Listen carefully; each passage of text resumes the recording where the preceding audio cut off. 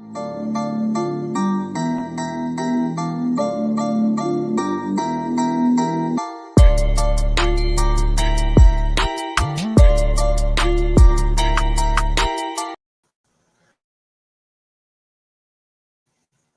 and welcome to the 2-Minute Warning. I'm your host, Perry Busby. The 2-Minute Warning is brought to you by the West Side Gazette, one of South Florida's oldest African-American owned newspapers. And usually at this point, I tell you that my co-host is Mr. Bobby Henry, the publisher of the West Side Gazette.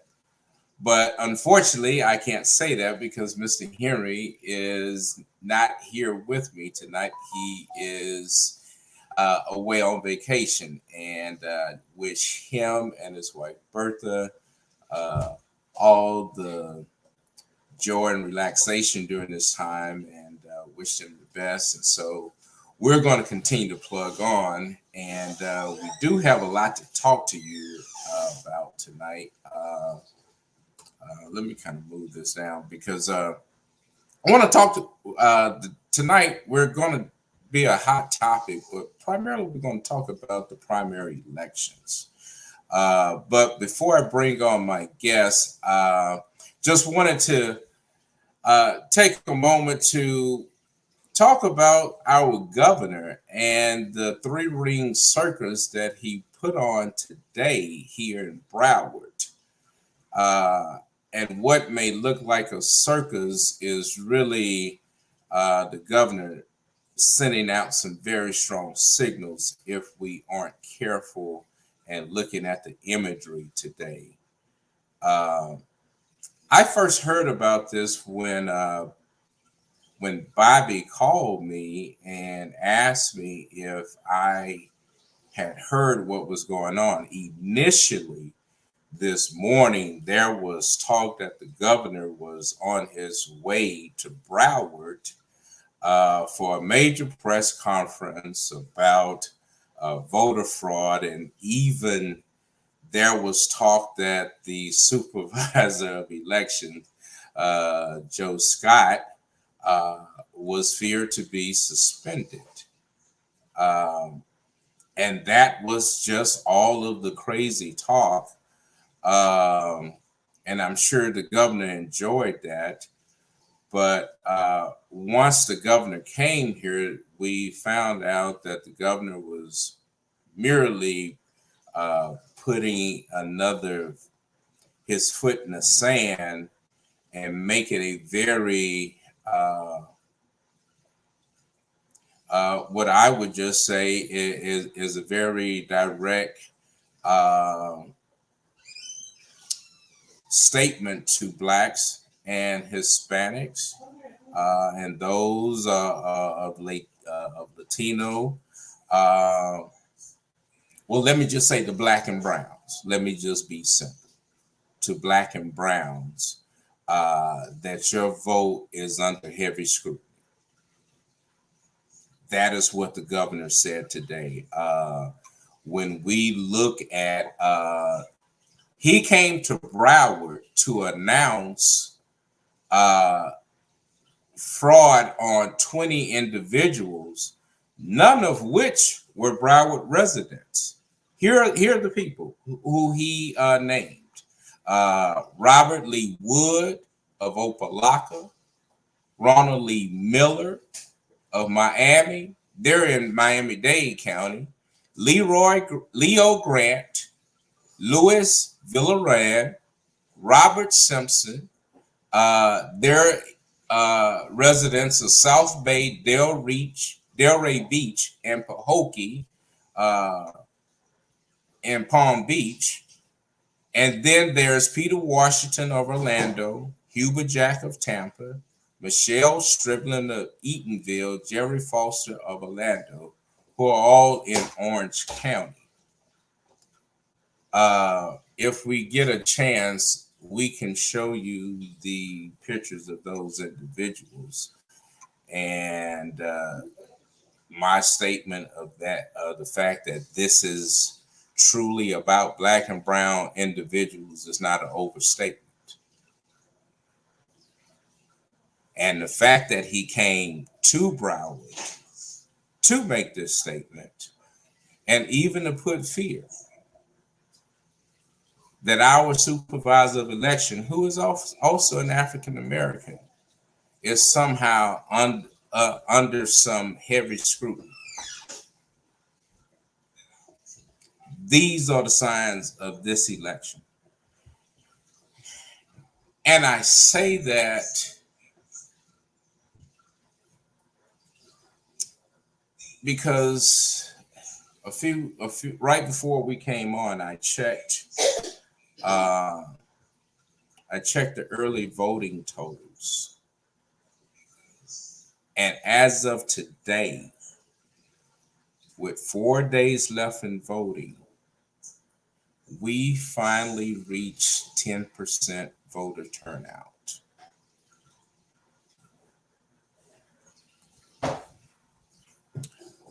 So I'm trying to understand all this frustration and all this anger and all this just in your face. And so what are we doing? I got some guests tonight. Now I really want to understand voting. I'm not from South Florida.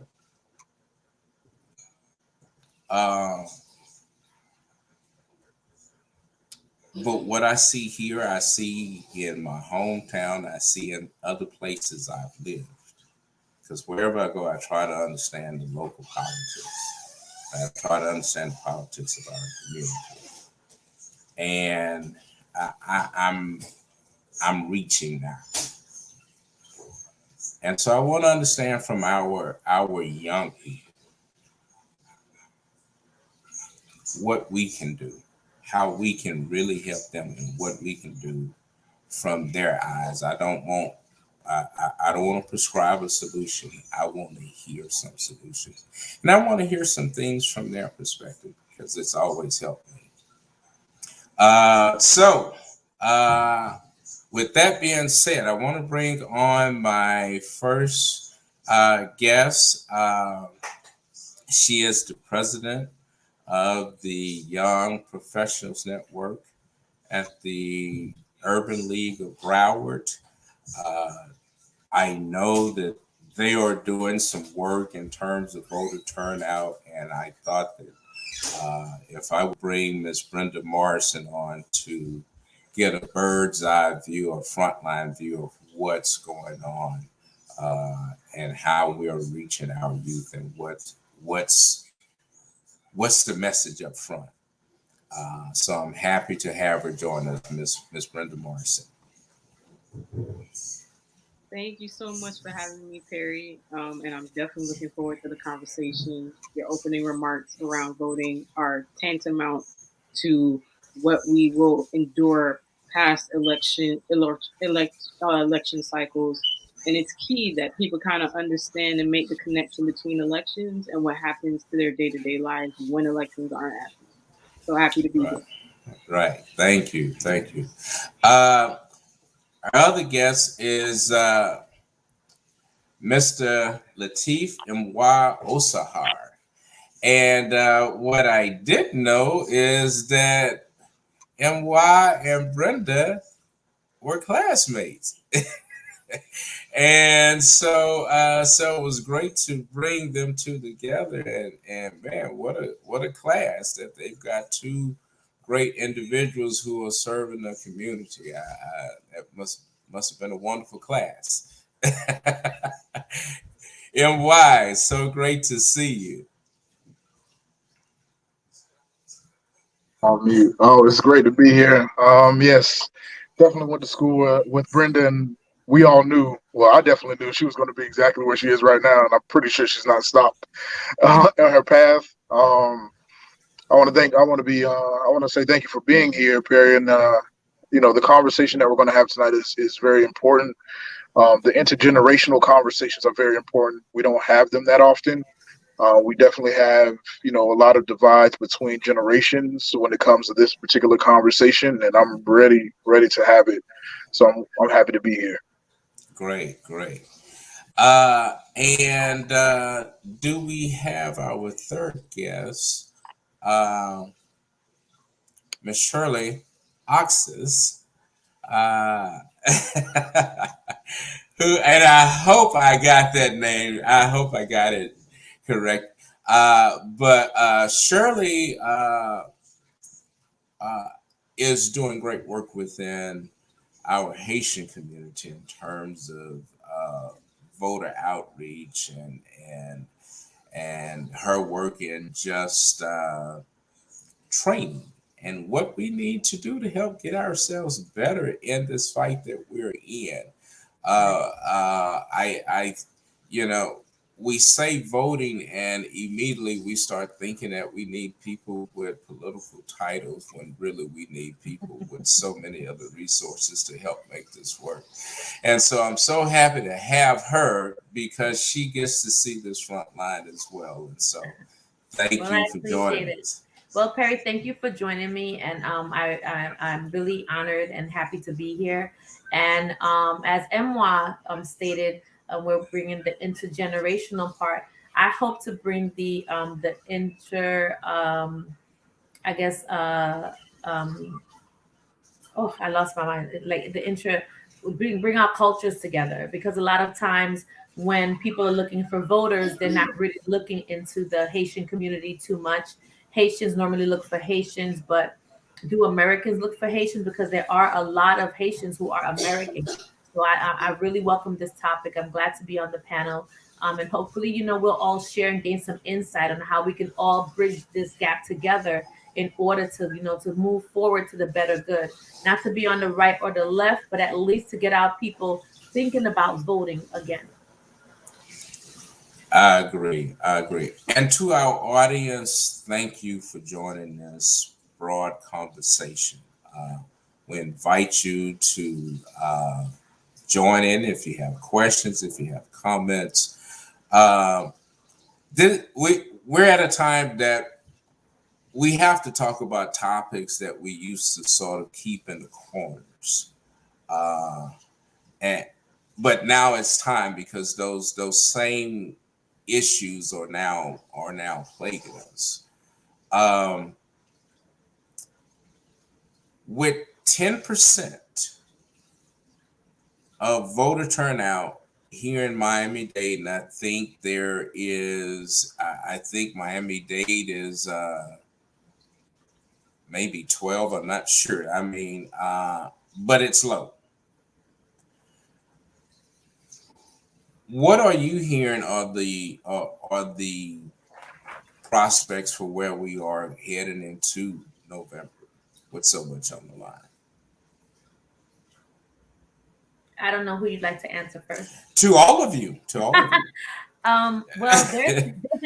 I know from what I'm seeing there's a big jump that I see in our community, in the Haitian community, where I don't know, especially in Miami, and now going up to Broward and slowly creeping up to Palm Beach, where you're seeing more and more people, either Haitian who became U.S. citizens, people of Haitian descent, first generation born Haitians such as myself, either really diving into community service and community action, and then now realizing that in order for our voices to be heard as the backbone of the service industry, that we are really encouraging people to vote.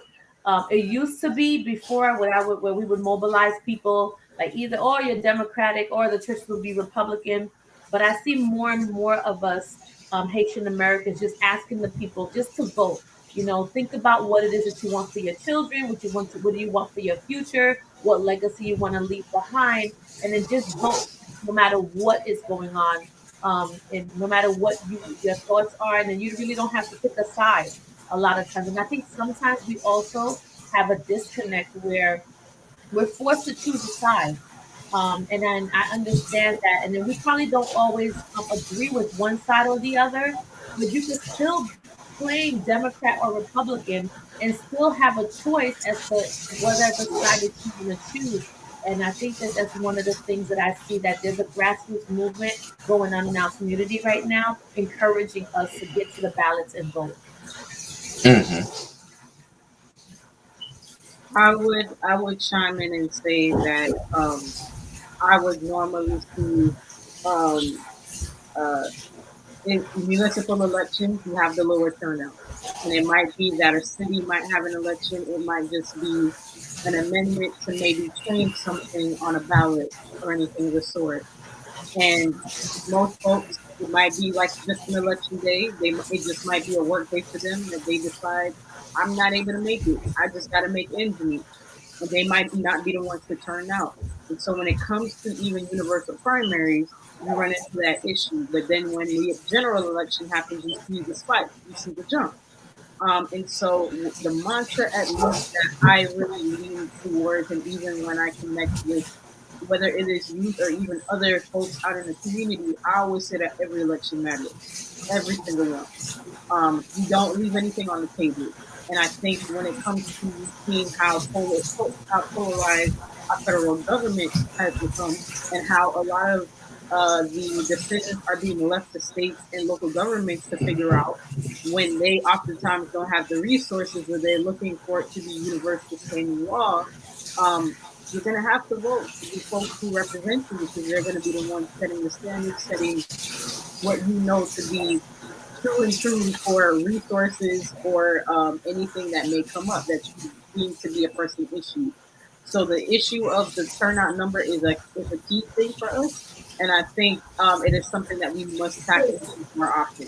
I am actually a nerd in the sense of where I love looking at the turnout numbers, and I'm one to always point it out towards the end when reporting when the results come out, for people to understand that it's not just the big ones that you see that everybody's talking about. It's every single one. If you're going to be committed to creating actual change in your community, it starts with you counting for yourself to make sure that you are an active voter as much as possible. Mm-hmm. And what? Yeah. Can you repeat the question just a little bit so I can make sure I'm on track? Because I was listening to some very interesting things. I want to No, make sure I'm right.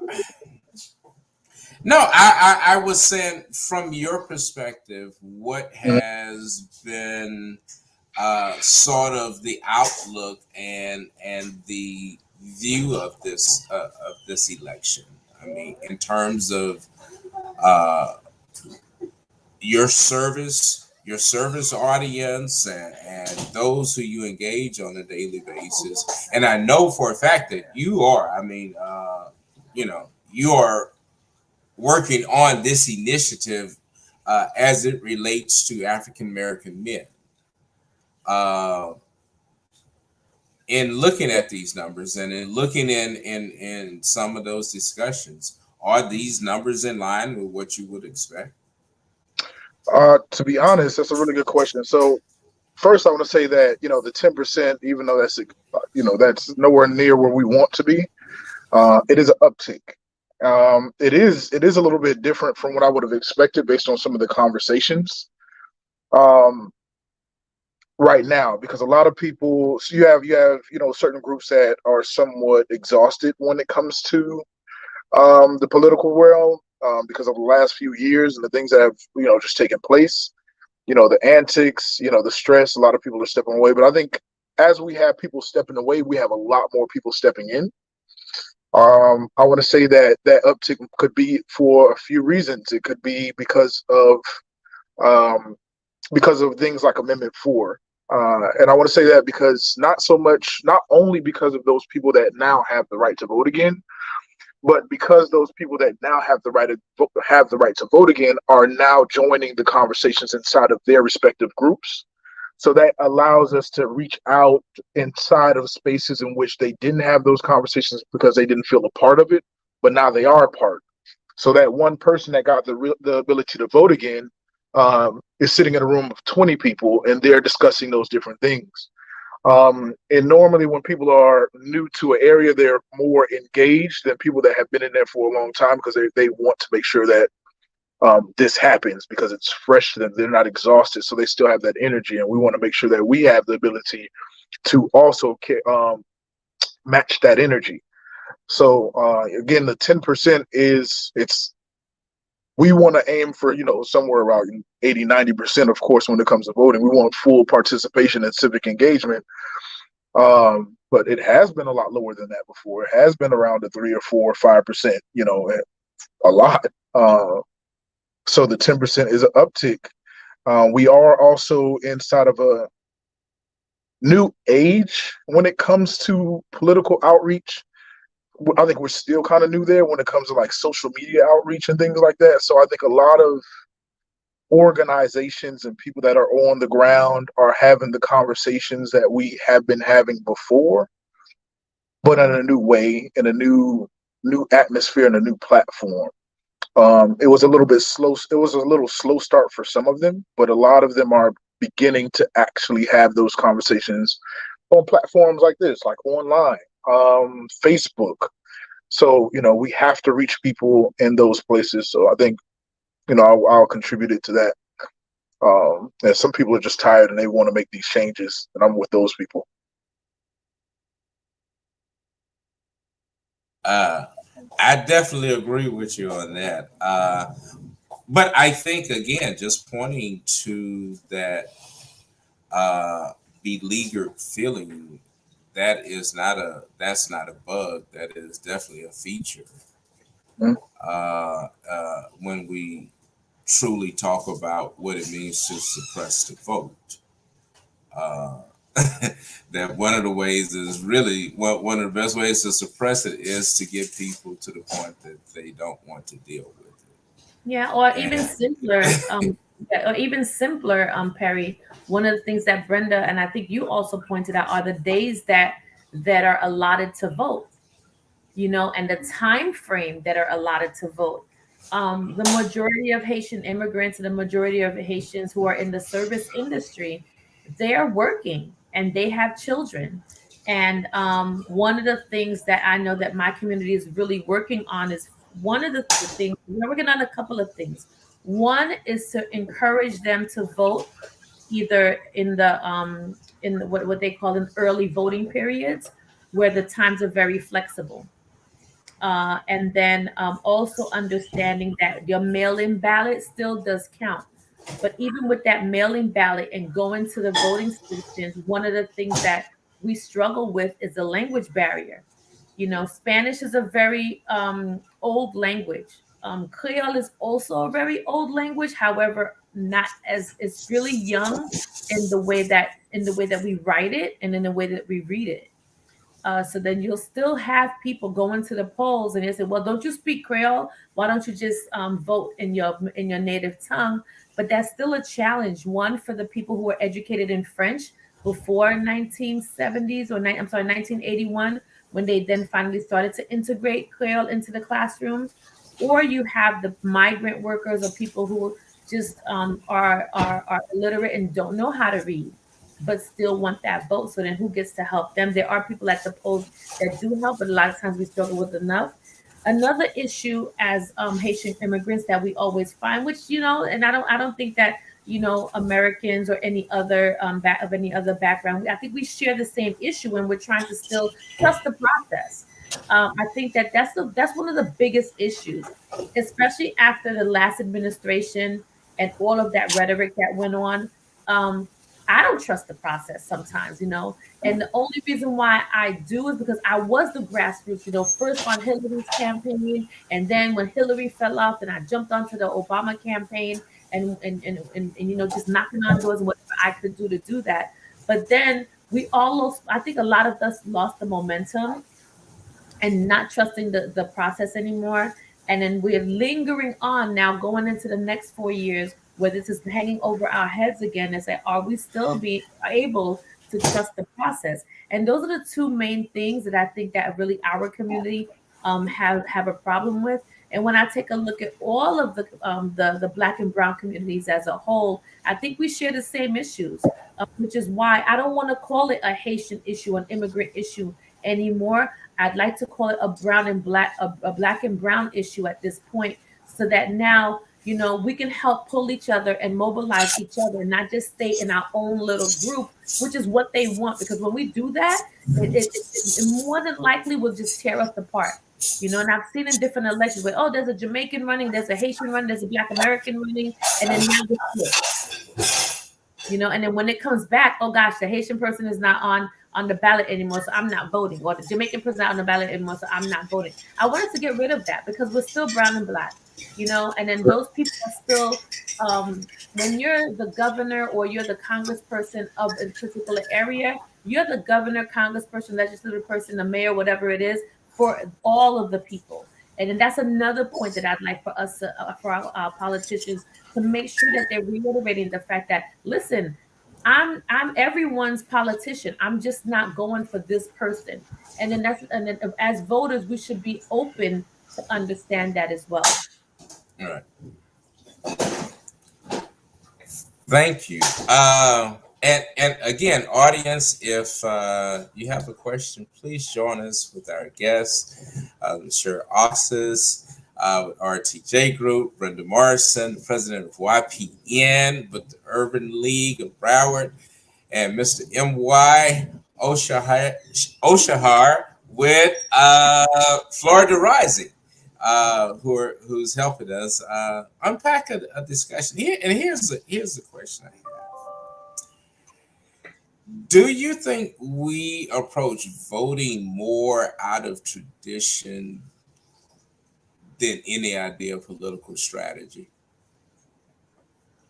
Yes. Yes. Yes. And I was thinking, I'm glad you asked that question because I was really thinking about that right before this call. And I believe that a lot of our approach to voting is off of the energy of things that happened in the past. And I think that was a survival entry into voting. Like it was a survival mode. We need to get into this, civil rights movement, the survival mode. And the behavior in which you interact when you're in survival mode is very different from when you're actually engaged and you're there. We're in here now. But we still haven't taken a pause. Not saying it's like our fault, but when it comes to our black demographic, because in some ways we're still in survival mode. As you see the things that are happening right now with the governor, we're still in somewhat survival mode. And I think that those are the reasons that they continue to do those things to keep us in survival mode, having to put out fires as soon as they throw them. So you don't have time to sit back and plan, a 5, 10, 15-year strategy. Certain parties they have long-term strategies because they have the time to sit and think about those things that they want to do down the line. So I think that the energy that we have and that we facilitate or we tell other people is still that same essence of things that happened, long ago. And it doesn't go over well with some of the younger generations. It's very hard to sell those things because they do not see some of those things happening on TV or social media. They don't identify with some of the things that we were going through. They were born into an environment in which they do have the right for the most part. So they don't know what it's like. So the story doesn't resonate with them as well as some of the older generations. And as time progresses, it's going to be harder and harder to use that historic story to promote the voting. So we definitely have to, revise how we approach and converse about voting at this particular time. Or we're gonna have a problem. Yeah. I would even want to jump in on that too, to say I absolutely say yes as well too. Because the mantra or putting the storyline of you gotta vote, you gotta vote, you gotta vote, you gotta vote, but not connecting it back to what do you do after is where you also lose people as well. A favorite quote of mine, and this is also from someone connected with the Urban League movement, is that they said that voting is a floor, not the ceiling. So we stress to vote, but there's also work after. And what's key is that we all have to be able to at least shape up some sort of optimism for people. I think it's key to share that we all have a part to play in creating change. And that goes beyond voting. Voting, definitely agree, solid point that we all should do, but there's also work that we all can contribute to thereafter and all year round, actually. And so being able to figure out what your place is going to be, whether it is a particular issue that you just feel very passionate about, something that just like hits your heart, that it's like, I can't go to bed at night without thinking about it. Even if you got a whole bunch of other stuff, life is just happening to you, but it is just an issue that tugs at your heart. Being able to figure out how you connect back with somebody in the community that's already doing the work, whether you're not really all the way full force to another grassroots person who's doing the work, but you find your place in the work. Right. That's a part of the process in itself. It's kind of like how I see it, where people don't understand like the process, or how kind of protest and voting kind of complement each other. I also see it in that vein as well too, and I think we all have a responsibility to be able to do that. And I think that can help motivate people. That could kind of sort of bring some sort of creativity to why you're interested in voting. And I say that as a person that's what did it for myself as well too. My first time voting was back in 2012, and I always tell people that I was one to Christmas tree through the ballot.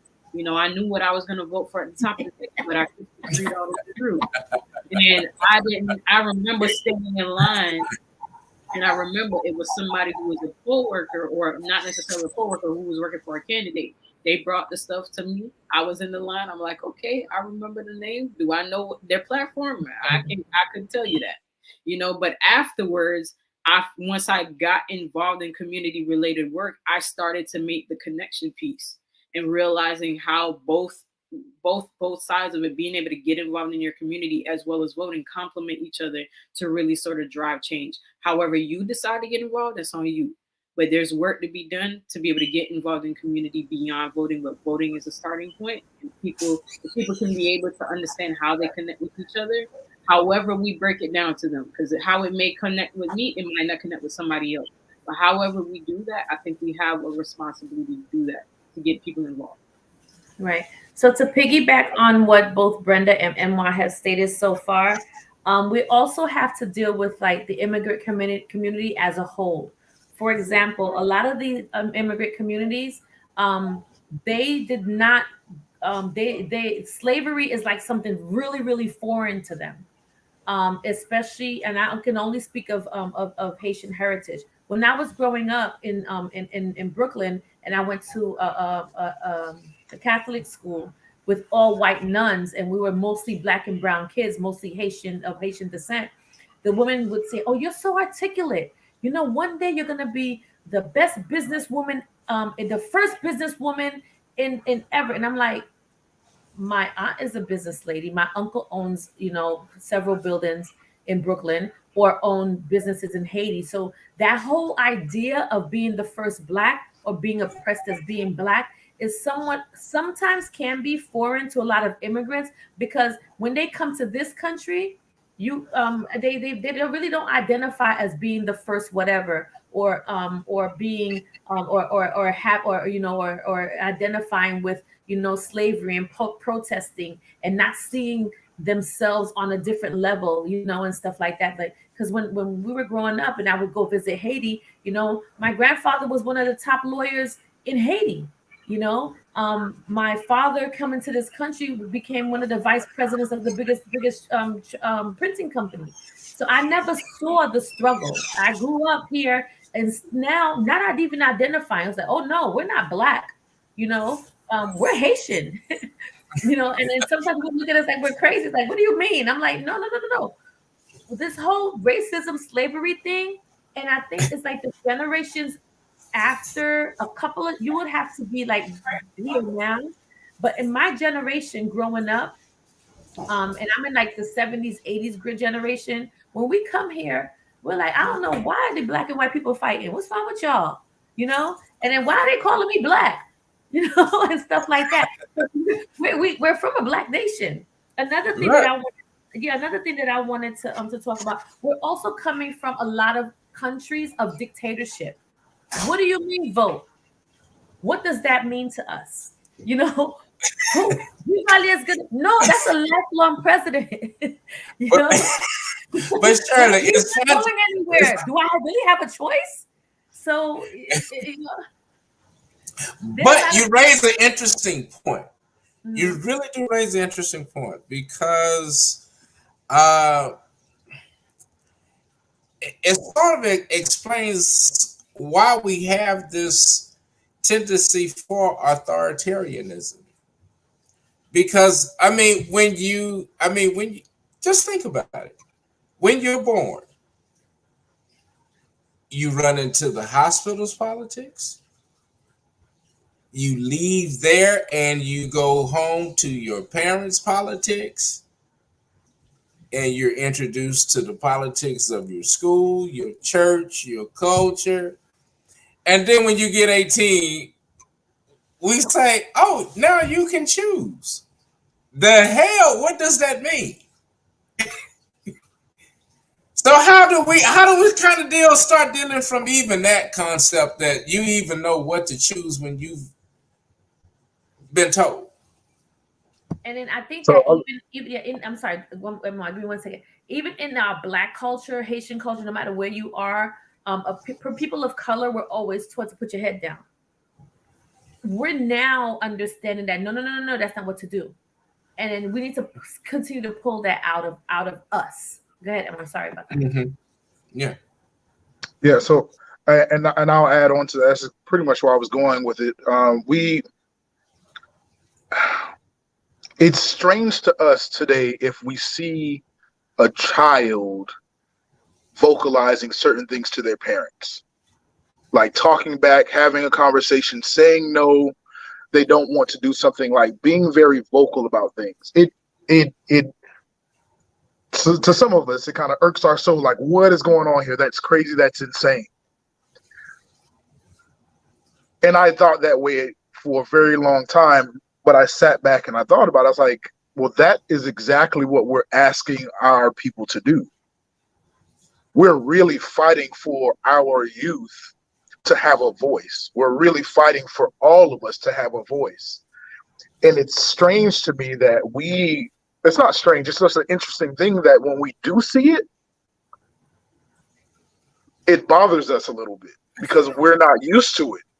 But they're doing exactly what we want them to do. You know, of course they can do it in a respectful manner, but respect is something that you get a concept of as you get older. You don't know what's rude and disrespectful. You're just saying what's on your mind. But we kind of groom our communities and our kids, for the most part, not to say anything.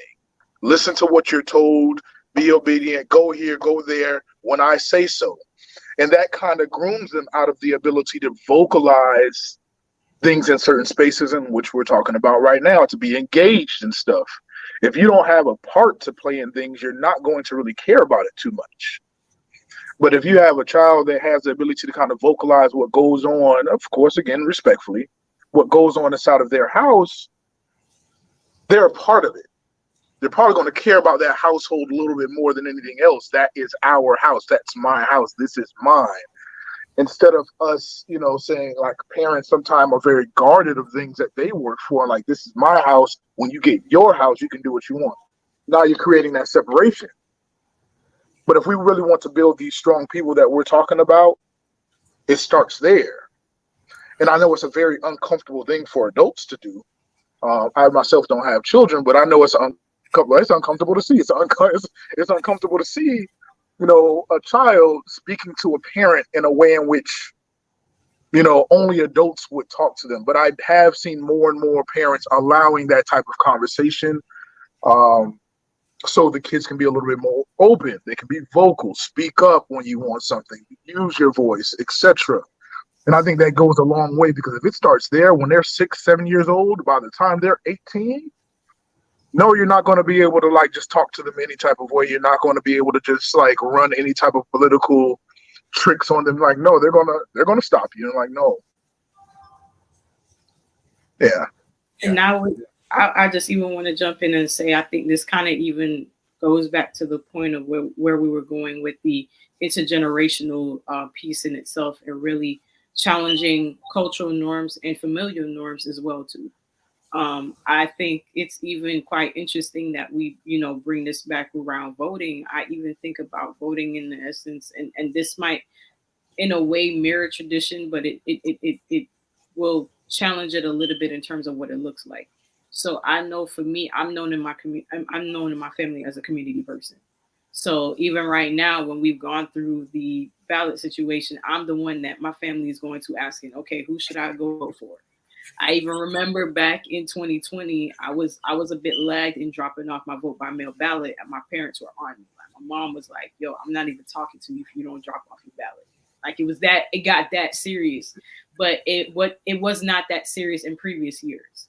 And so even just me being out here, that already challenged what our norm or like family values was in a way, to where it became a point of making sure that voting was important. Now granted, that I know that's not the same experience for everyone else, but I think to and Wise point, and even where we're going with this conversation, if it starts young within kids, to allow for the flexibility and the change within cultural norms of what you may have wanted to do when you were younger but you couldn't, but allowing your kids or whoever you're grooming up now to be able to do that, and be able to coach them through that. By the time when it comes for them to be of voting age, they can understand that nobody's not really going to be able to play with them. They understand that they have a moral compass of where they want their politics to be, how they want to shape their politics to be, how they want to shape their political foundation and ideology, if you will.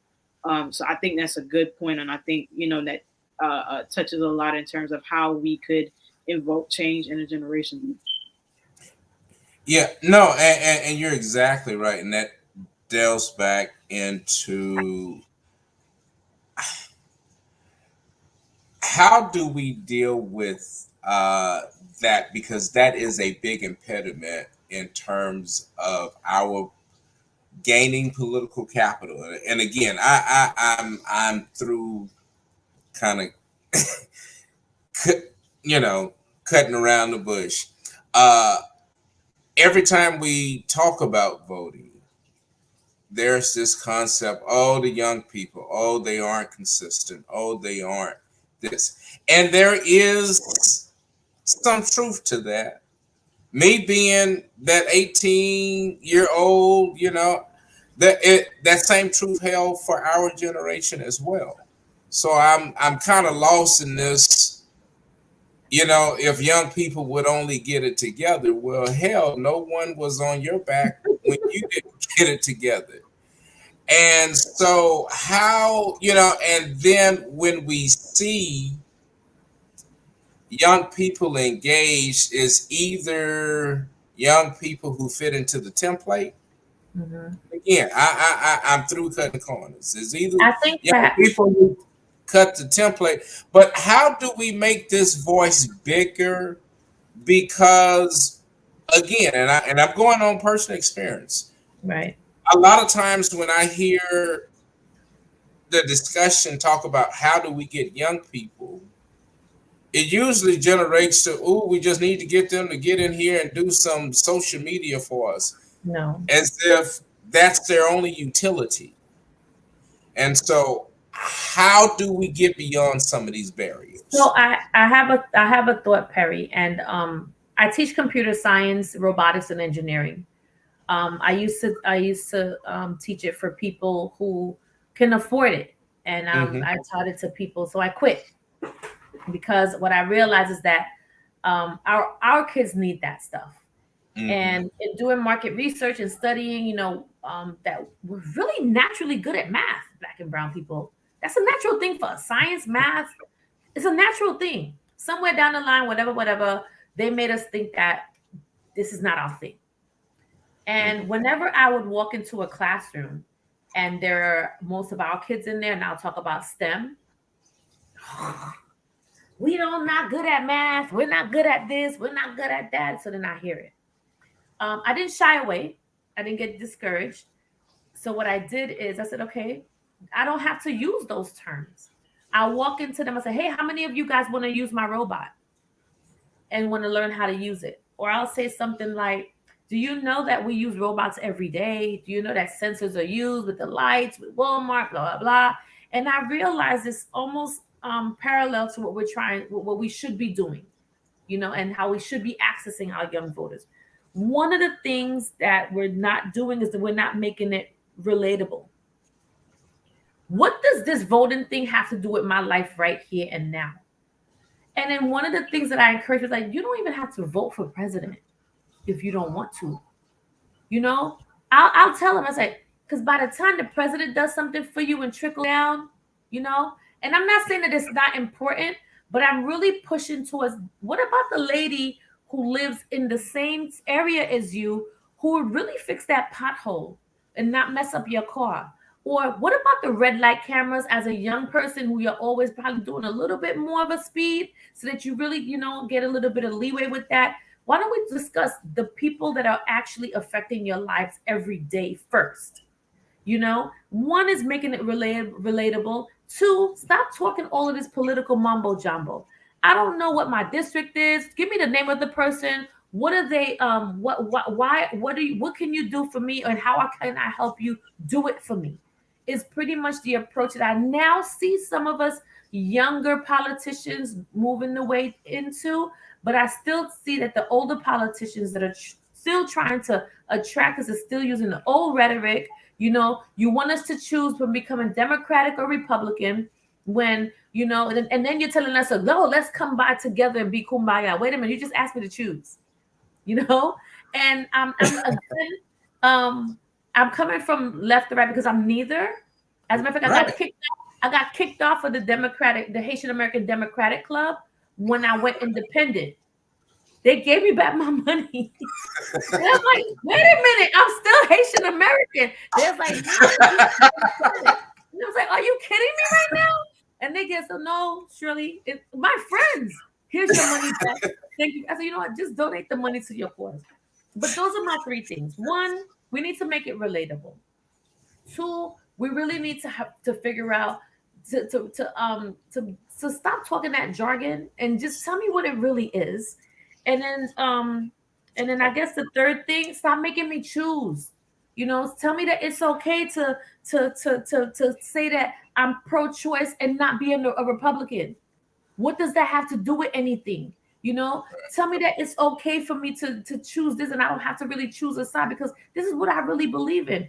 I was happy that we did not have to wear masks everywhere in Florida because I believed in one thing, that our immune system, blah, blah, blah, whatever rhetoric I had as to why we should be building our immune system instead of staying in the house and not going outside. But I'm not Republican. You know, I'm woke, but I don't have to be a Democrat to be woke. You know, so I think there's those things that I would like for us to take a really good look and talk to our people who are representing us about these things when they're talking to us. Brenda, you want to chime in on that? I'll just go quickly and say the other point that I would say is to do not disregard young people to think that they don't have their voice does not matter at the table.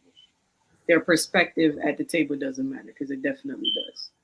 You can't see it from the vantage point of what they are seeing it from, and going even back to what we've seen in recent years with them, you know, being very bold and rising up and challenging the thought process, that the perspective of who is in local office, the particular procedure of how, you know, people might be accustomed to, this is how you formulate this and this is how you formulate that.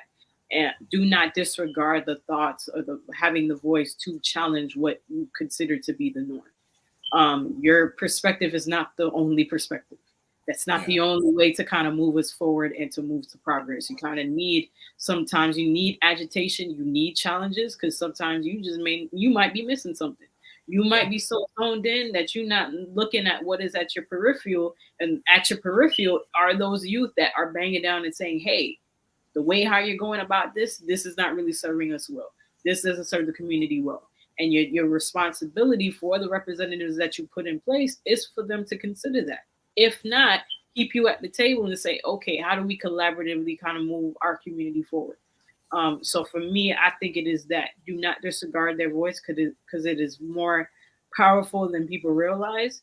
And with the electorate constantly changing and the electorate more so shifting towards them, they got more power than you realize. You know, right. To where, you know, going back to MY's point about how you start to see the shifting in and out between what is considered a traditional candidate versus what is now traditional candidate. In years past, you wouldn't see somebody just coming straight out of high school saying, okay, I'm going to run for office. You're seeing that more often now. So being able to ensure that you make sure that their voices feel valued at the decision table, include them at the decision table, very key to help ensure that they feel motivated, they feel optimistic to go out and vote. Yeah, I'm definitely. I agree with both of them, and I would say that campaign season and election time is somewhat of a game day. That's game day. But what do we look like in terms of practice, right? When it comes to youth. So how do we fix it? I would say something like this. I would approach it somewhat how we do driver's licenses, right? When someone turns 16, they're allowed to get their restricted license. If we treat voting that way, when your kid turns 16, start implementing things inside of the household that they can vote on. Something that you're comfortable with. Things here and there that everybody can, like whatever your child, your children, child, household have the ability to vote on, and whatever that vote comes out to, let that be it. When they're young. So by the time they get 18, they're more familiar with that particular practice of being at the table, making decisions and voting. Because what happens a lot of times, we are behind. We are very, very politically behind when it comes to a lot of different things. So by the time they get 18, they have the right to vote, but now they have to go learn exactly what they're doing inside of that atmosphere. And because we haven't taught them that beforehand, they're going to Christmas tree a lot of different things when it comes to the ballot, because they're not a part of that decision-making mindset, and they don't get to that particular point until they're usually into their like late 20s, early 30s or something like that. Then they get a grasp of, okay, well, now I'm comfortable voting for these type of things, and I'm comfortable with the voice that I've been given. Start them early in the household, pick a few things per year, whatever the case is, that they have the ability to vote on.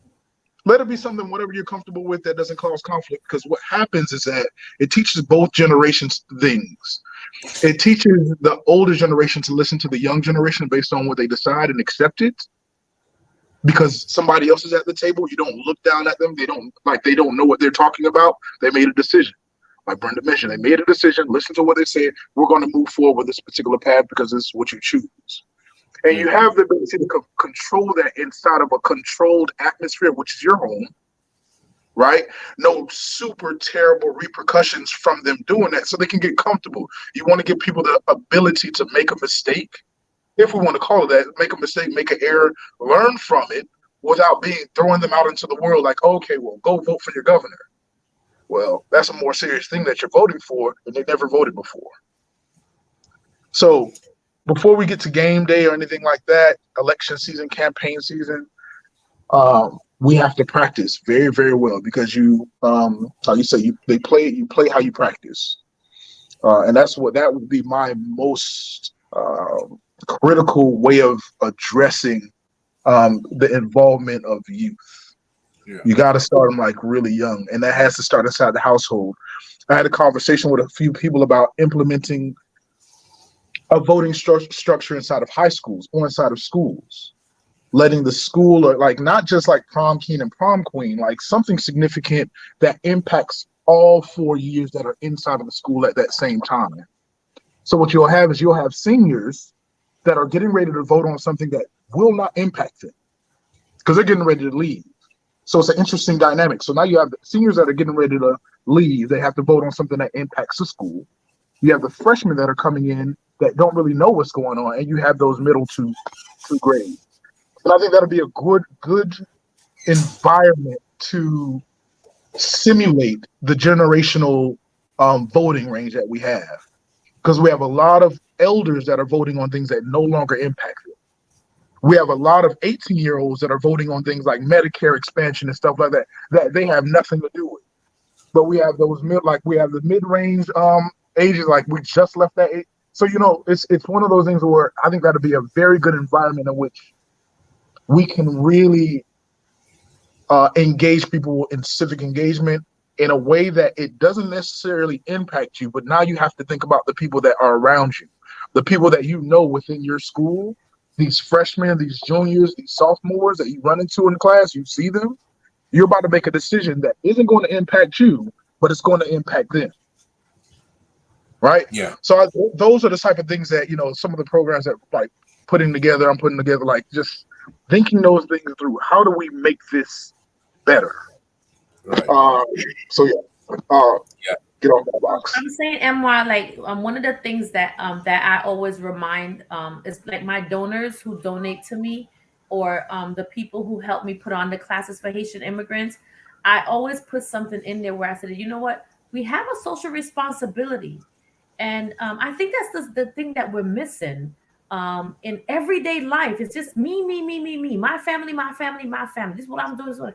But I think that we forget. And I'm not saying I'm not a socialist at any part where, right. It's nice, to go to Canada and then everybody got healthcare and all that other stuff. I like that. You go to Europe, they have their thing. But I think that what we're missing, especially as a community, because that's who we are, Black and brown people.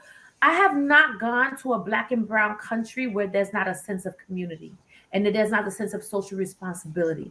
If someone dies in Haiti in a particular area, in that town, everybody's responsible for the funeral.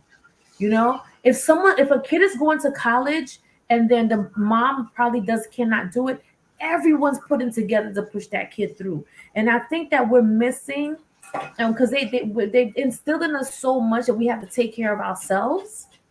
But that's not wasn't our way. We've always, I think the majority, maybe like this generation has forgotten about grandma living in the house, Uncle So-so lives downstairs in the basement, and stuff. And then, we even have a whole block of people. Like when I was living in Brooklyn, my block was responsible for me. Even the ice cream man Spencer knew my dad. So when we gave him that $100 bill that we probably took from my father's pocket accidentally, he was like coming to my father like, "Hey, Ray, what's going on?" And I think that social responsibility piece is what we're missing. And we have to remind ourselves that we're responsible for not only for us, but we're responsible for one another. Yeah. No. And to that point, oh gosh, and I just having a senior moment and lost the point as soon as I said that. Going back to MY's comment, this show is called the 2-minute warning around that concept that in the game of football, the 2-minute warning means the game is in an entirely different stage. The way you run your offense is different. The way you run your defense is different. And we started the show under that premise with voting. Here's my question. Do you think our only offense is getting people to vote, but primarily all we do is run defense?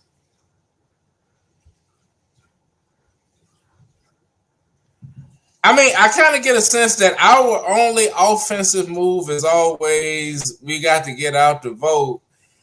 And yet I see DeSantis out here lining up people and putting them in jail.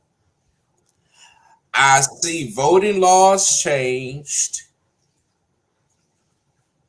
I see amendment for all but neutered and election laws are now such that if the state house or the state legislator wants to say Broward is returning fake results, then they can decide that, and it doesn't matter what Joe Scott says.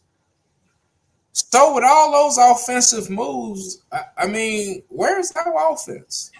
Yeah, the only thing that I want to say about that is, then I'll move on. I'll let Brenda and M1 talk about it. Is that we're so easily discouraged. I believe that I think so. And then the minute that they change the lines or they change the rules, they're like, there's nothing we can do about it. Yeah. And then I think that a lot of times that we're so easily discouraged. And I would like for us to say, revamp that whole mentality that, well, we can't do anything now because the governor said blah, blah, blah. But I believe that, even in everyday life, things change. Mhm. And and then I think that we need to start re-encouraging people. We're so easy to discourage when they say that, well, they change the district lines and then less of us can vote, or they change the rules of voting so less of us can vote. We know these things are coming. They've been doing this to us for centuries. So why are we so surprised?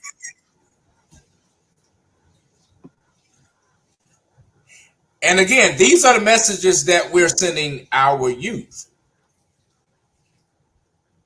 because they're looking at this. Yeah, I would even just chime in and say, repeating the quote I said before: voting is a floor, not the ceiling. It ain't the only thing. It's not the one thing that we can do.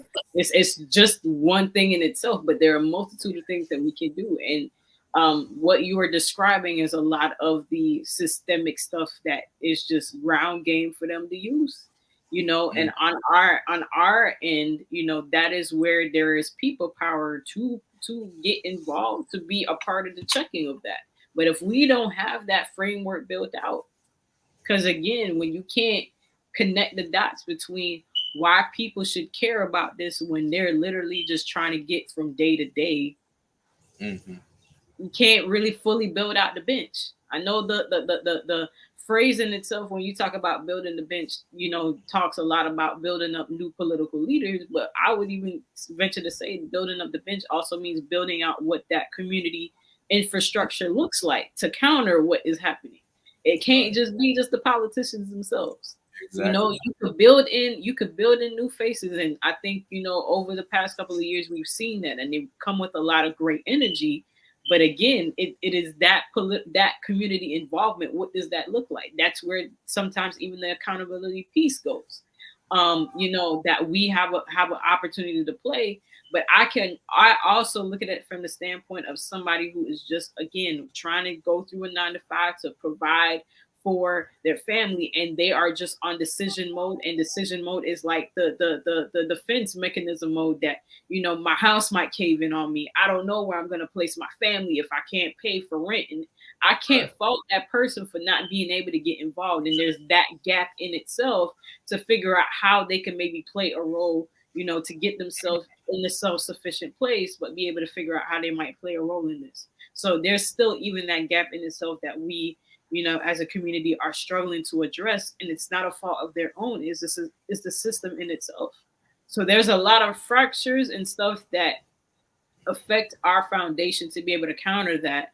But within that, for me, I'm on the side of like optimism and hope, in a way to figure out how you can make some sort of connection piece. And if it is you bring somebody else to see it, and they see the vision, we catch them as we go along to be able to in some way build that community infrastructure. But it's definitely something that needs to be addressed.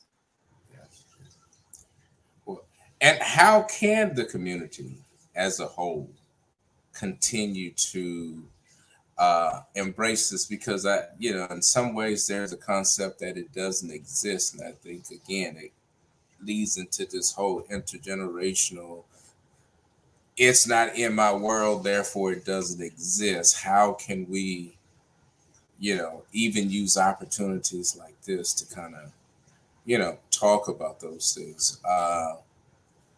And I'll start there because I had another question, but I'll wait. Well, I would say first, I would think that meeting them where they are, stop inviting people to your stuff. Come to find out where stop inviting me to Broward Convention Center. Stop inviting me to neighborhoods that I'm not comfortable going to. Find out where I am and meet me where I am. If I'm playing cards at Smitty's on a Saturday or wherever they play cards at, meet me there. If we're playing basketball at the teen center, I'm about to turn 18, meet me there. And don't wait until too late. Why are we talking about this? And why are we rallying up people? We had a whole summer. Everybody's hanging out everywhere. People are in school. We're busy. August, September, October, and November are apparent and everyday people's busiest times of the year, between August and December. Okay, why are you talking to me now? I had a whole summer. We were winding down. Where were you all summer? And I think that we're targeting our people when it's a little too late, and then when we're really busy. And then we're asking them to go to these weird places that that they don't even frequent. And then we're not being inclusive. Nothing ever has to be changed. If you know that you're really targeting a particular market, and you want you're at Sistrunk and you're having an event at Sistrunk, and you want the Black and brown people to come, incorporate some Haitian music, incorporate a Spanish band. Music brings everyone together. And then why aren't we thinking out? This shouldn't even be a box that we should be thinking of at this point. We should be just thinking, and then not close anyone in the box, meeting us where we are. It was hard for me to let go of my brick and mortar for my training school because my Haitian people weren't coming because I was in Margate. They're like, oh, I used to in Margate. There's no Haitian people in Margate. Then where you going? So then I said, okay. So what did I have to do? I had to, partner with different libraries, different churches and stuff, and then meet them where they are. Our policy. Yeah, you guys go shake hands with the churches in August and September. Where were you in March? How did you help us rethink about it in March? And then it's a mentality. Voting is a mentality. And I think that's all I have to say about that, because the whole voting thing, and then Brenda said it. Brenda's people get mad at her because she's not helping. Brenda, where's my ballot? What's going on? There are too many people on here. I don't understand. Brenda got to do extra work, but that should be everyone's job. Right. Everyone should be doing what Brenda's doing. But poor Brenda, you know what? Now you're gonna be my homegirl. I'm gonna call you like Brenda, who vote? Because my people don't know who to vote for. They're going crazy over here. I need a Brenda. Yeah. Go ahead, and No, like, I really do agree with everyone. And like, when you ask that question, I my mind translated into a different question. How do we add this conversation to our normal day-to-day diet, right? Because I because of the work that I do, I definitely hear from members and everyone pretty much from our communities that organizations pretty much just drop in during election season. There's a lot of reasons for that, definitely not making excuses, but no one really stops us from having these conversations when they're not around. And the question then becomes, what are we filling ourselves up in between the election cycles? Like, what are we talking about during our election cycles? And I have this conversation with some of my friends frequently. We do tend to talk about things that aren't really that important in our spare time, not to down anybody's normal activities. But if it's not a part of your normal diet, that means that you're going to be dependent on someone else to kind of feed you that when the time comes. So we've become dependent on organizations or the political season to get this information. And there's only a handful of people, relatively speaking, that are engaged in this 24-hour, like 24/7. Like, they are up to date with all of these things at all time, no matter what the season. So how do we get people to add this to their normal diet? We have a lot of things to fight through. And we don't want to admit that. We have a lot of things blocking us from having these conversations because it is exhausting. It is exhausting to have these conversations, but I think it is also exhausting because we don't have them on a normal day-to-day basis. So when we do have them, it's extremely tiring. It's like we're not used to it. We don't have the endurance to have these conversations because we don't do it on a normal basis. So how do we fix that? I would say that anything that we see as that we like, as Shirley mentioned, like when we have fun activities, adding an element of this at all times. I don't know if everyone saw this, but the NBA is going to cancel all games on Election Day in November.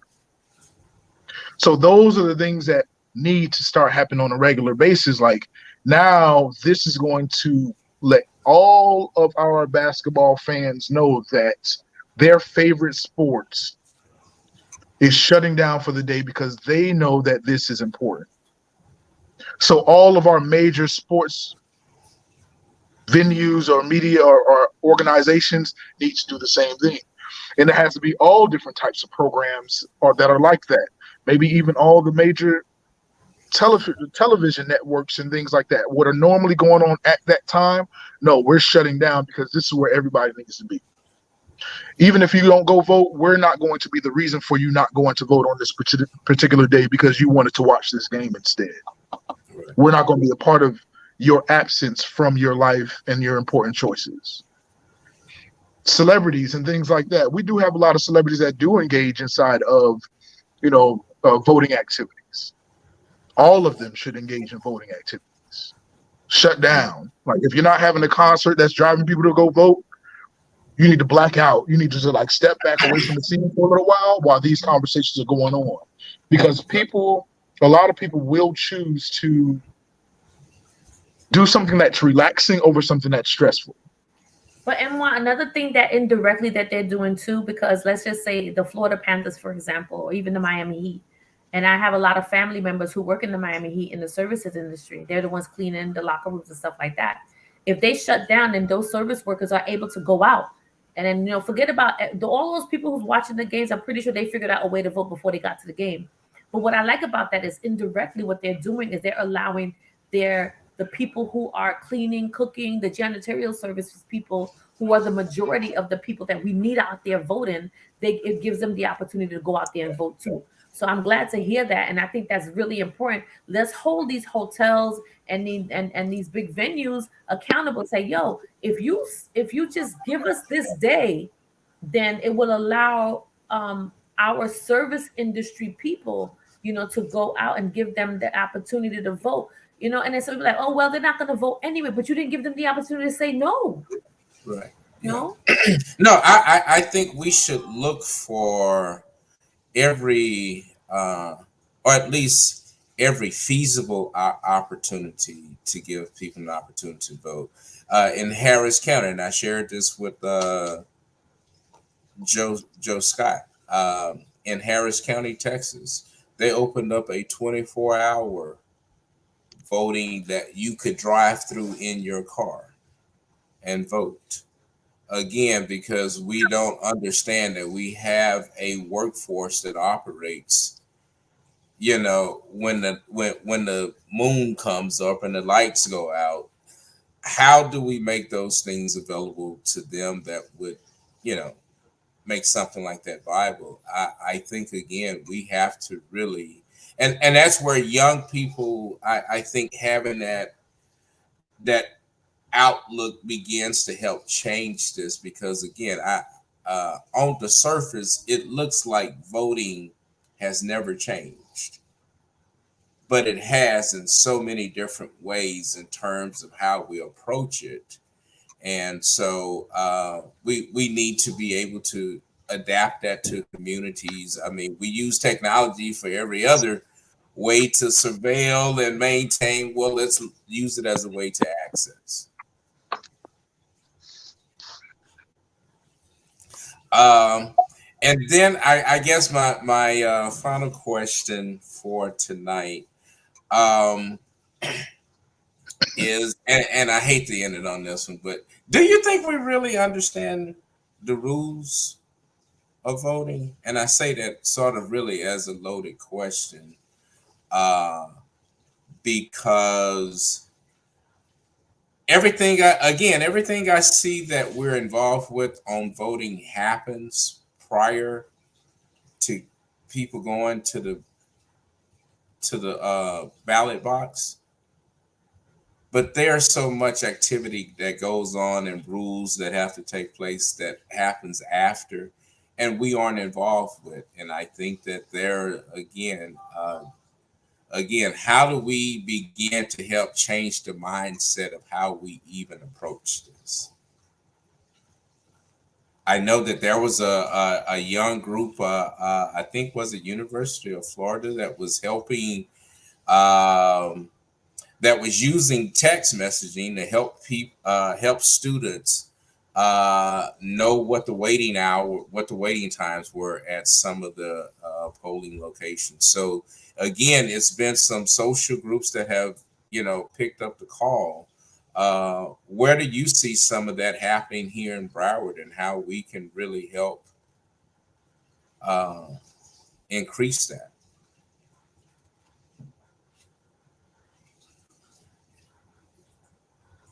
You're on mute, Shirley.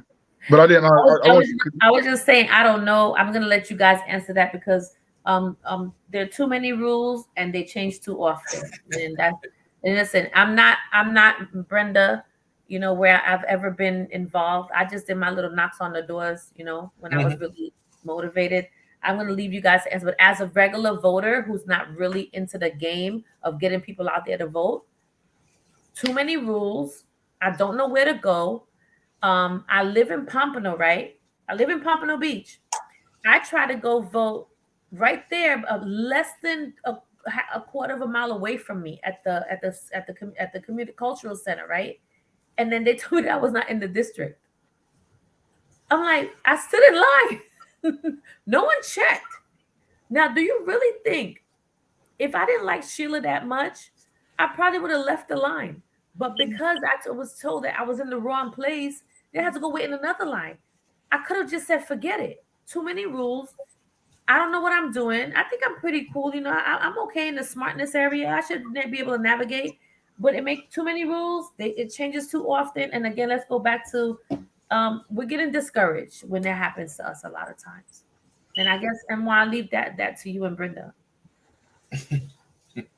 I'll at least kind of chime in here. And I will say that I agree with Shirley that there are definitely too many rules and it changes often. And the piece that we miss is that the education piece on it isn't, like, the messaging piece of that education is just not there. It's not cohesive and it's not consistent when the changes are being made. So even what you're referencing, Shirley, is what happened with redistricting. And even with me as a person who has done voting work, something that I learned is that when redistricting happens, not only does your election day precinct location might change, but so does your precinct number might change. So all these years I've been voting, I've gotten used to seeing like the precinct numbers to where there might be like multiple precincts voting at one location. I've been used to that particular number. Never knew that changed. Ended up getting my voting card in the mail that had the redistricting stuff, but I know most people are not paying attention to it like that. So like now that education piece not being spread across the board for people to be able to catch that. And I even to your story, Shirley, what I think, and I'm a person that I'm in a space where I think about how ingenuity can occur, but I also think about what has also happened in the past and find a harmony between the two. And your story even reminds me of there's a story by the name of a reverend called Otis Moss, where back in the days he got up, put on his suit, told his kids that he was going out to go vote, and he spent the whole day walking from precinct to precinct because they told him that he was voting in the wrong place. By the time when he found out where his voting location was, voting hours were done and he could not vote. So as much as I'm about reforming the system, I'm all about that all day long. But even just knowing the past and ensuring that while we are pushing for reformation, making sure that we are also doing our part to make sure that history does not repeat itself. And the education is just going to be key. Making that make sense for somebody who's not so intertwined into this work as myself or all four of us here, that could be missed. And I'm not doubting that even our supervisor of elections office hasn't tried to do the work to even ensure that the community is aware. But we know that there will be some missed people that will run into the same issue like Shirley did, unfortunately. So that is a continuum type of work that we have to do with the education piece. The supervisor of elections office can't do it by itself, which is why I think the community connection piece is going to matter a lot. And there's just going to be the people's piece too as well. I'm an avid person that while I do community work, I try to use my platform as much as possible to even connect the dots for somebody who may just not be as involved as myself. And it may take for folks making that initiative to be able to kind of help bridge that education piece, to kind of mitigate some of the not clear, not sure type of stuff that our community is going to have to deal with. You're right. Yeah. No, and I agree with that, because sometimes people tend to exact powers upon positions that aren't there, and like to make it clear that the supervisor of election is really just there to administer. And those are limited powers, but they are there to administer, and that is it. And why? No, I really do agree. Is there too many rules? Absolutely. The laws and stuff that we have, especially in Florida, if you're really in tune with it, and I know we're talking about voting right now, but laws are constantly changing, and we never really know what bills are passed because they just kind of go in the rug. Because it's not a part of our normal diet to listen to those type of things, and that's extremely unfortunate. So when it comes to things like voting, yeah, they're constantly changing things, and I think of some of those things like redistricting, it does get a lot of attention when it happens, but our people are not primed to have that conversation when it happens. So what ends up happening is like organizations have to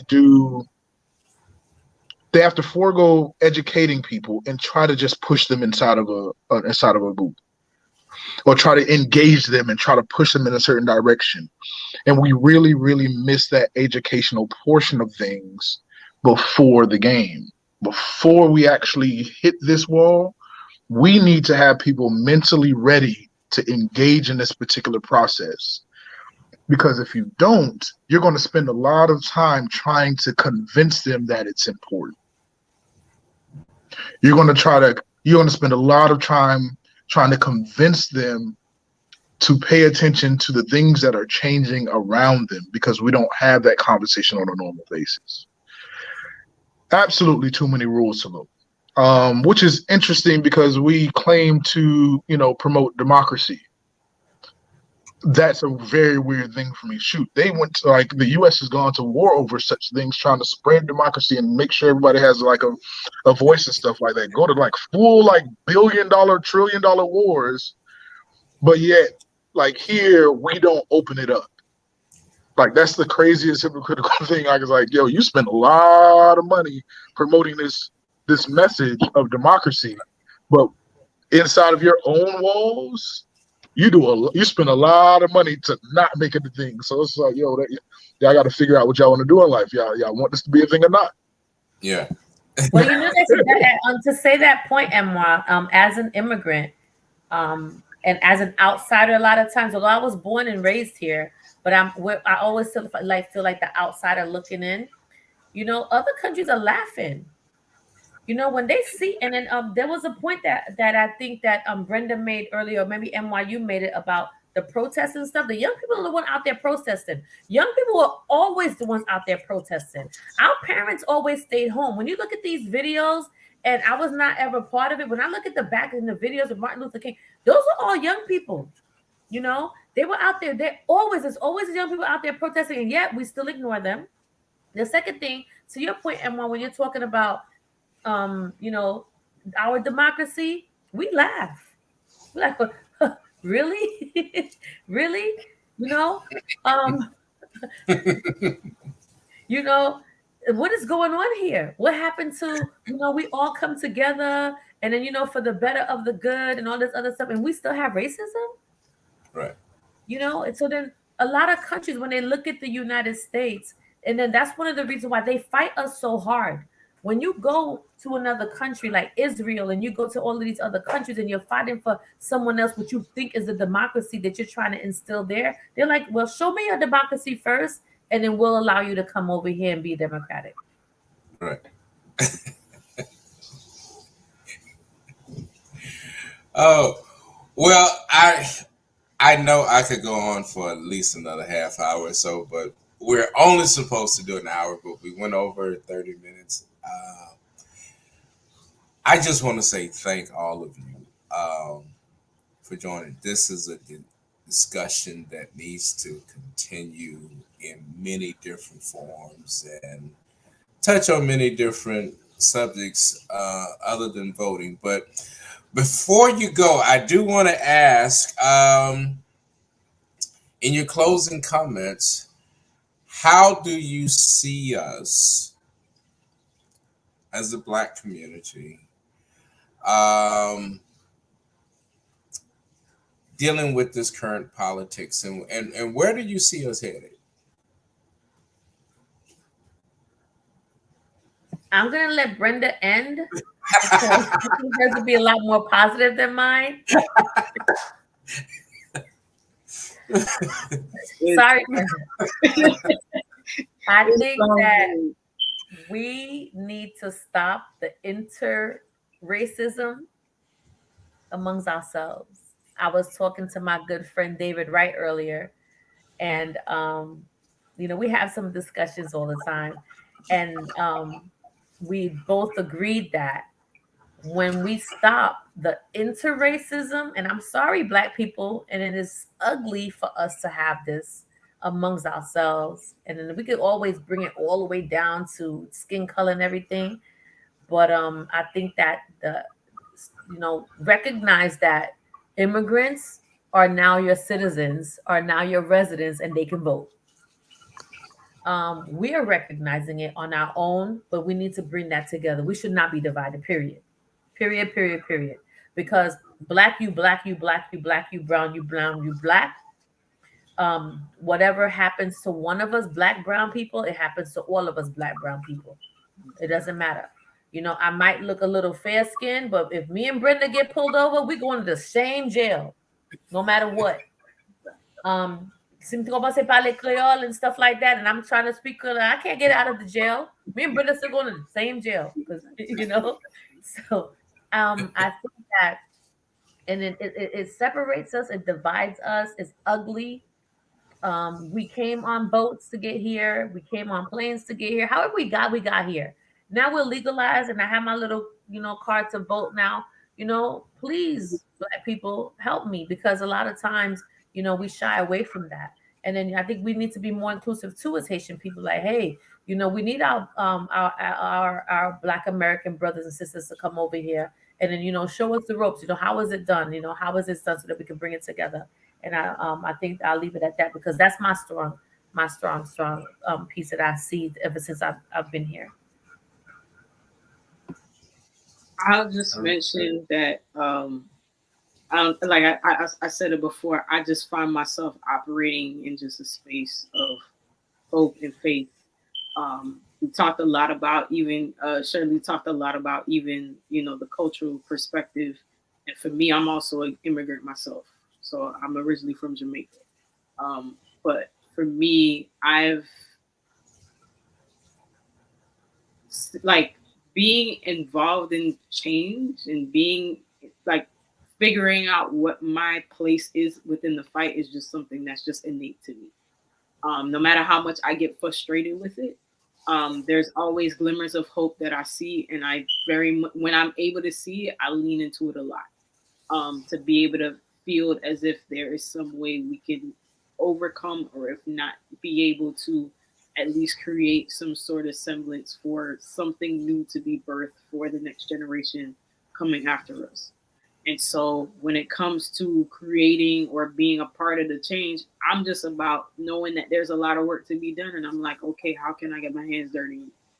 I feel it just might be, a life's calling for me or something to that effect. But as much turbulence and as much frustrating and just heart-wrenching decisions and stuff being made, and you wondering how could this be, I somehow find myself in a space of being able to have hope and be able to kind of still find some optimism, to be able to get involved. And maybe that is me sharing the wisdom that I have to somebody else, to give them the wisdom that they need to say, here, I could pass the torch along to you. Even if it's that, then that's my part that I play. But I think there's too much at stake to where being getting just very jaded by it is just a place for me. I'm not, allowing myself to go. I don't, and it's no judgment to anybody else who does, because this work is tough and this work is gritty and it tugs at your heart to the core, where it's like, dang, I just know all of this injustice is happening, and I just want to see my people flourish. And there's just a lot of barriers to be able to get to that. So no hard feelings about that. But where I at least find my space in it is just to be able to hold on to those optimism, and even if it is me passing on the torch to somebody else, I'm with it. But there's just too much at stake to just be like, I ain't gonna find my space in it, and that's just something that's just innate to me. And if I could do it to motivate somebody else, then I feel that I'm also doing my part as well. Yeah, I kind of dropped off here. I don't know if you can hear me, but if you can restate the question, I would love to answer it. No, I in your closing remarks, where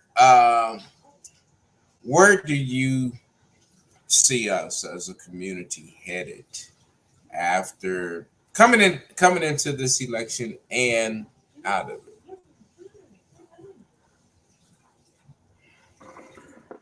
That's a good question.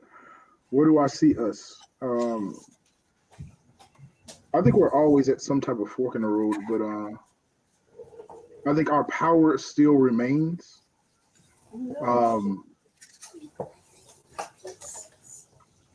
Our power still remains. I think we need to. I think we're actually coming. I think a lot more people are actually coming into the sense of voting a little bit more than before. Like I said earlier in the call, the energy or the message that was driving voting for us is kind of winding down, and people are finding another way to get involved and viewing voting from a different perspective. I think a lot of people aren't comfortable with that reality. But I think it's an opportunity for us to take it in a direction that we want it to go in and not something that someone's leading us into. I think it's a really good time for us to actually start having conversations amongst ourselves.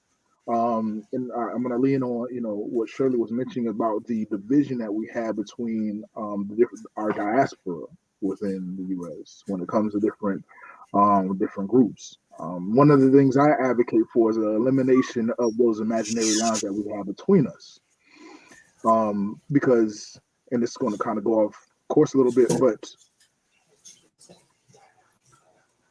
the world talks about diversity inside of businesses and things like that. And when it comes to Black people, we have the most diverse group. We have a lot of different languages. We are from a lot of different places. But when the world talks about diversity, it's a lumping of Black people, and then it's diverse as far as we interacting with other groups. Not to say it's not good to interact with other groups, but it's very important for us to hone in on our diversity conversation internally, so that when we step outside, we are stepping outside together. And I think this is a really good time to actually start having those conversations, because it's always prime time to build power.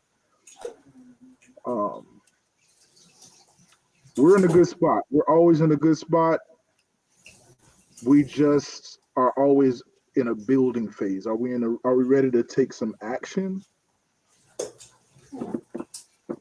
I think we're in the building phase. I think we're in a better building phase than we've ever been, because more and more people are engaged in this conversation in a different way than they have been before, outside of the survival mode. Like, we're actually talking about what we want now, and mad that we're not getting it. And if I could just add on real quick to MY's point, Malcolm Gladwell has a book called The Tipping Point. And as you can see, I will just add that to MY's point, that all of these events that we kind of see, they serve as tipping points. And I believe tipping points serve as a way to really be able to build and catalyze power. We've seen it with the protests. Everybody, and it doesn't matter whether you are a nonprofit or you are a corporate business. Everybody keeps going back to 2020 and the George Floyd protest. That was a tipping point. Next tipping point will come. I think at least the mini tipping point right now is like the conversation around, reproductive rights, and how that lays the foundation for other unenumerated rights. Yep. But those opportunities serves as a way, those tipping points serve as a way for us to continue to keep on building power and shapes how the conversations occur around building power. Yep. And I think just so that I can add on to one of the things that MY said when you're talking about bridging and bringing us together, there are times that I hear myself where one group would say, well, this doesn't matter to us as a group. Where, for example, for immigrants that come over here, immigration reform is really important to us, and in how they treat immigrants. But it may not be something that's important to the native person that lives here, whether you be black, white, or whatever. But I think as black people, as black and brown people, if we just bring these together, it will bring a force more. Black Americans, don't ignore the fact that immigration reform is important. And then you hear whatever the room, whatever the conspiracy, whatever it is, that they're out here to get your jobs or whatever it is, but we're here, and then share what your pain points are so that we can get on the same we can get in line and then collectively come together and fight for each other's pain points, and then so that no one is felt left out, because we need to see that vision of what we need as individual cultures, and bring that together. Because when they look at us, they're not saying that, oh, you're Jamaican, you're Haitian, you're Black American, or you're Hispanic, whatever. Because our Afro-Cubans, our Afro-Hispanics, they look just like us. And then now they're getting now they're like, oh, guess we're Black, And I think that's a thing that we need to also, when we're talking to that, and I'm not out there, Brenda, you're out there, MY, you're out there, I'm pretty sure Perry, you're out there. Let's remind ourselves that we all have our different issues, although we're in different cultures and different communities. And if we bring all of ourselves together, I think that we'll be the best. We could put our best foot forward for all of us collectively. Right. No, and thank all of you. One of the things I guess I would say is there's so much opportunity here, and where I hope we can begin to find our way out of this is really through, the understanding that to have one political party be dysfunctional does not bode well for us to move forward either. As I've always said, a dysfunctional Republican Party makes mediocre Democrats all the time, because it doesn't take much to be better than something that's not an option for me. And I kind of see that that's being part of, and I hope that, as we begin to develop these strategies, that we begin to take in mindset, again, the long-term strategies, as you say. I mean, we have to take those lessons that we've learned from Haiti about building community. No, we have to adopt these. As I was saying, Shirley, to our friend David, I think one of the things that we really must break away is that we should not just look to embrace the personas of our elders, but to embrace their principles. Because we'll do a whole lot of jaw-jacking about the personas and all of the other stuff that comes with it, but we lacking on some principles, and it shows. I mean, we talk about our communities and we talk about education, but nothing stops Saturday schools in our communities but us. They were run by us. And so those things in our communities that we began to say, we have to, again, it talks about the ownership. It's not to point fingers. It's just to say, okay, yeah, we messed this up so we can move forward. And I think that lack of taking ownership for where things have failed, you know, for sake that it could hurt feelings, is sometimes keeping us in this paralysis of moving on because we wait. Well, just let them die old. It's been my understanding that the that the good die young. You know, and that's just the reality of where we are. And I would not, I don't want, it's not to put a dark cloud on it. It's to say, okay, we understand that this is the fight that we're in.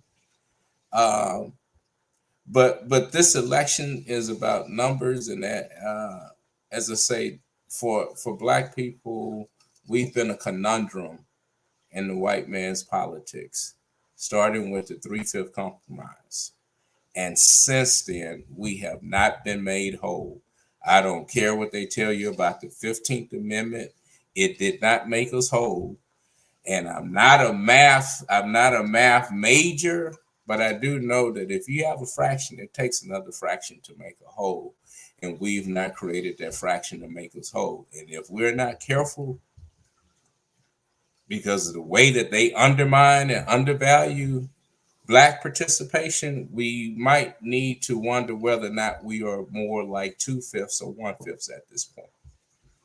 And that's a serious tip that we need to look at in terms of this number and how we factor into the vote. Thank you, everybody. Join us again. MY, Shirley, Brenda, I hope all of you can join us again sometime. Let's continue this conversation. Let's broaden it. Let's build this network. That's one of the things when I came here to Broward, I didn't know anyone, so I said, well, let me build networks. And I'm about meeting people who I don't know. And if you know anything about me, I will talk to anybody. So thank you. Thank you for joining us. Thank you, 2 Minute Warning audience. Bobby and Bert, we love you. Be careful. We hope to see you soon. To my family and to Aubrey, my grandbaby who's watching, thank you for watching me, Aubrey. Love you, and we'll see you all next week. Thanks.